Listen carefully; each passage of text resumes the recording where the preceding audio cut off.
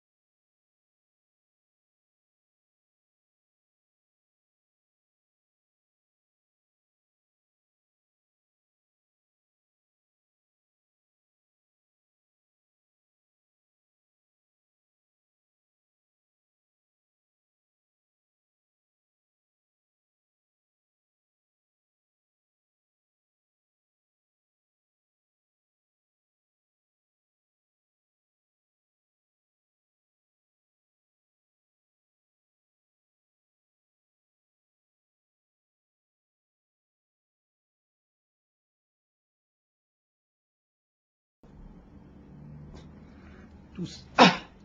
Sous ventilation mécanique, même méthode. Celui qui va suivre. Mais les manœuvres expiratoires doivent être synchronisées avec le rythme du ventilateur. Tousse. Les appareils de rééducation permettent d'insuffler directement un grand volume d'air. Tous. La maîtrise des techniques d'aide inspiratoire augmente la qualité de la toux et permet aussi de tousser seul plus efficacement en cas de besoin. Ces méthodes doivent être connues très précocement, doivent être enseignées très précocement aux malades d'une part, à leur famille, à toutes les personnes qui les entourent et qui peuvent les aider, de manière à acquérir une sorte d'automatisme sur les mesures qui sont à mettre en œuvre pour faciliter ces efforts de toux. Alors, la méthode est simple, mais elle nécessite néanmoins une certaine maîtrise technique et une certaine coordination entre les deux personnes concernées. Au début, c'est assez difficile, mais avec de l'entraînement, on y arrive et on obtient une efficacité. On arrive à tousser assez correctement et ça dégage. On dégage les bronches et on se sent mieux. L'efficacité réside dans la synchronisation entre la personne aidée et la personne aidante, parce qu'il faut que le bon geste soit réalisé au bon moment. Gonfle, bloque, tousse. C'est celui qui produit l'effort qui prend la direction des opérations, c'est donc la personne qui réalise le geste de toux assisté, qui dirige la manœuvre. Gonfle, bloque, tousse.